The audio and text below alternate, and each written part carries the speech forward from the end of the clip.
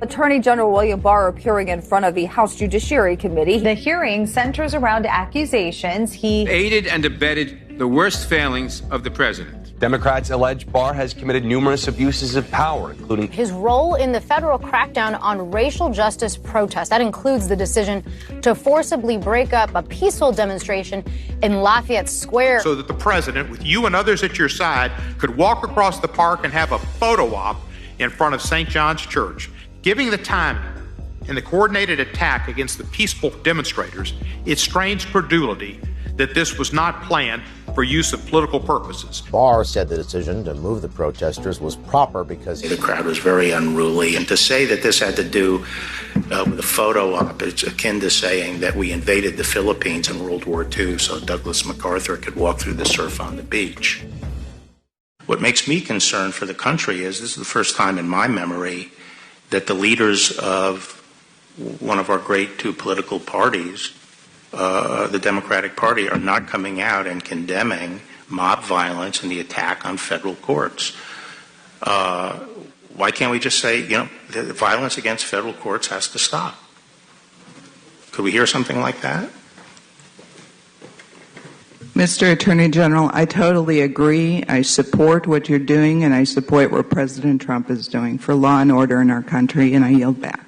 We welcome everyone to this morning's hearing on oversight of the Department of Justice. We will now begin.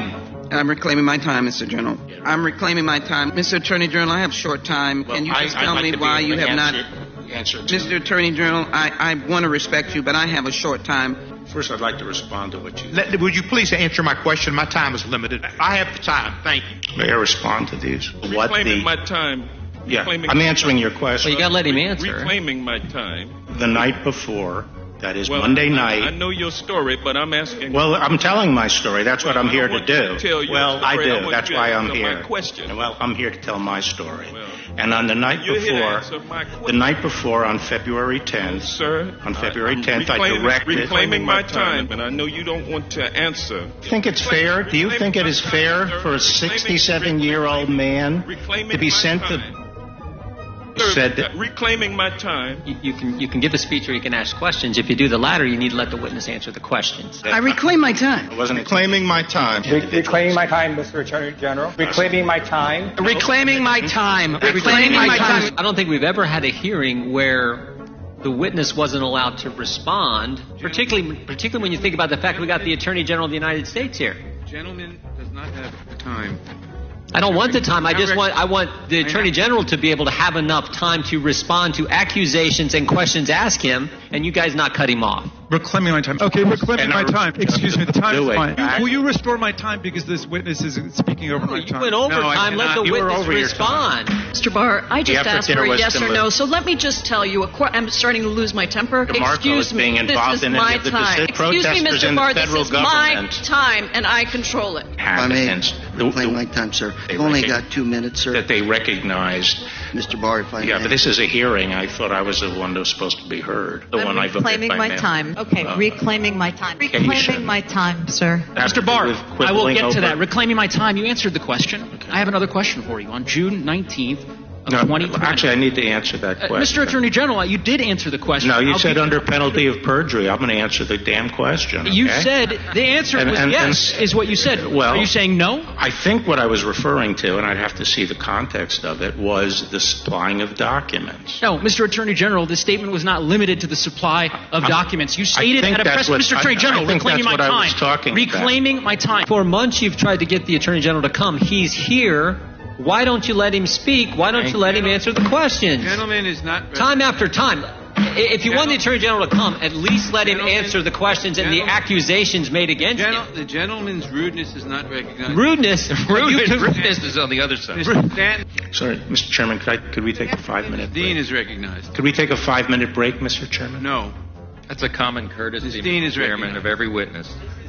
I waited an hour for you this morning. I haven't had lunch. I'd like to take a 5-minute break.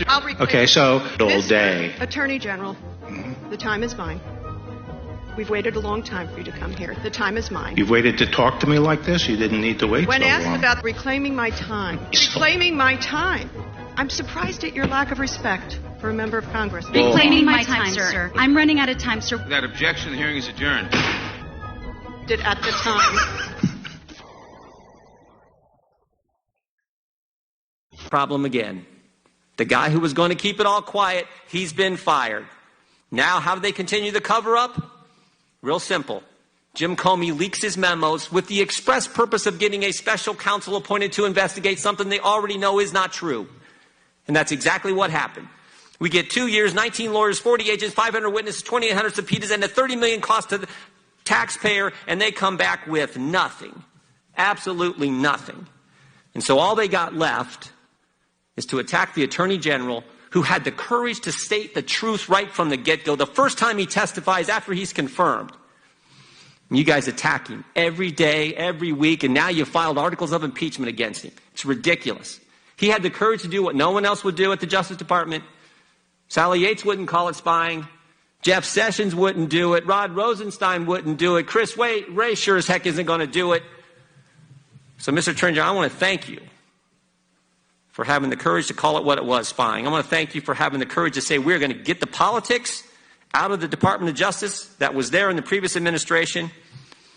And maybe most importantly, and we're going to talk about this in our side when questioning, I want to thank you for defending law enforcement, for pointing out what a crazy idea this defund the police policy, whatever you want to call it, is, and standing up for the rule of law. And frankly, we have a video we want to show that gets right to this point. Can we play that video, please?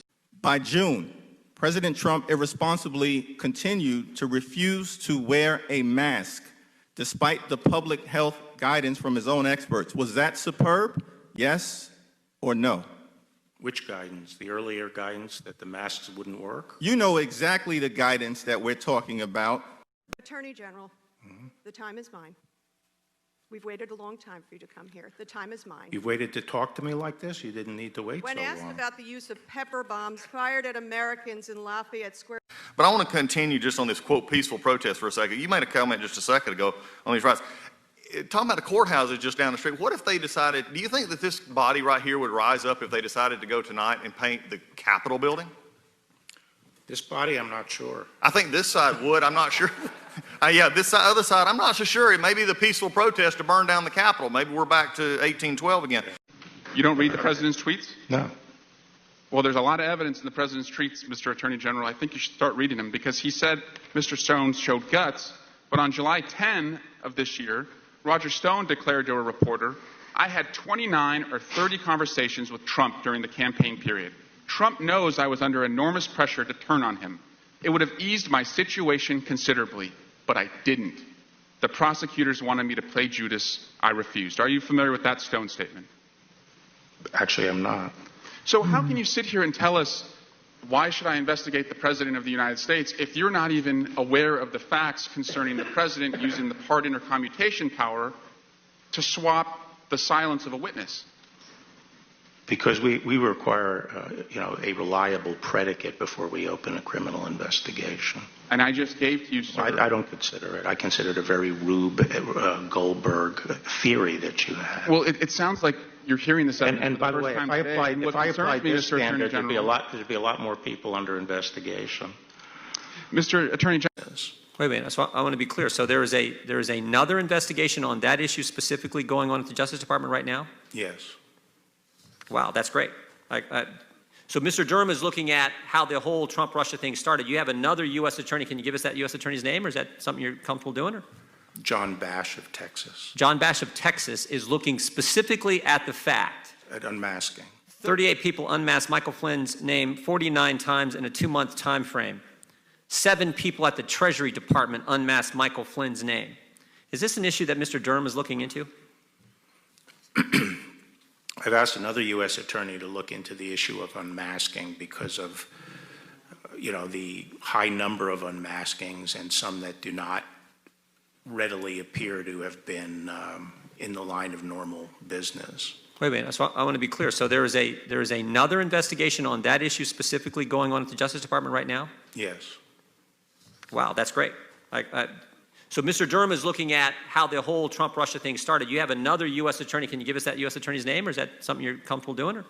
John Bash of Texas. John Bash of Texas is looking specifically at the fact At unmasking. 38 people, 49 times unmasked Michael Flynn's name, and probably other unmaskings that took place in the final days of the Obama-Biden administration. Is that accurate? Actually, a much longer period of time. Even before that? Yes. Thank you, Mr. I appreciate that, and that's information that the committee did not know. Are peaceful protests violent, Mr. Attorney General? No. Do peaceful protests destroy businesses? No. Do peaceful protests injure officers? No. Do peaceful protests attack civilians? No. Do peaceful protests burn down buildings? No. The video we played, it's hard to watch. It's really hard to watch to see that happening in our great country. But there was the start of it was almost laughable, where you have the reporter saying, as a building is burning behind him, it's not generally speaking an unruly protest. It's mostly just a protest. I mean, it's almost laughable when you have the reporter saying, I guess he's saying it's not a fire, it's just a burning building. I guess he's saying it's a peaceful burning building. A few weeks ago, well, let me ask you this. I want to go right to this. Is defunding the police a rational policy? No, I think, if anything, I'm more concerned that the police be adequately funded today and get more resources. A lot of the things we need to do to address some of the concerns people have about what they saw in Minneapolis are going to take some resources, some of the training that we have to do. And one of the difficulties in our country, it's not a difficulty, it's a fact, we have 18,000 law enforcement agencies. Most of them are very, very small. And so we have to find a way of training, making sure the training is pushed out. Is it dangerous? Dangerous to defund the police? It's extremely dangerous. To the effect of the St. John's Episcopal Church would have been overrun. No, that was on Sunday night, I believe. Okay. Are you aware that the rector of the church, that the Episcopal Archbishop of Washington, and the presiding bishop of the Episcopal Church nationally, along with the Catholic bishop of the Archdiocese of Washington, all denounced this police assault on the civil rights and civil liberties of the people? Did they do that before or after the fire was put out? Well, all that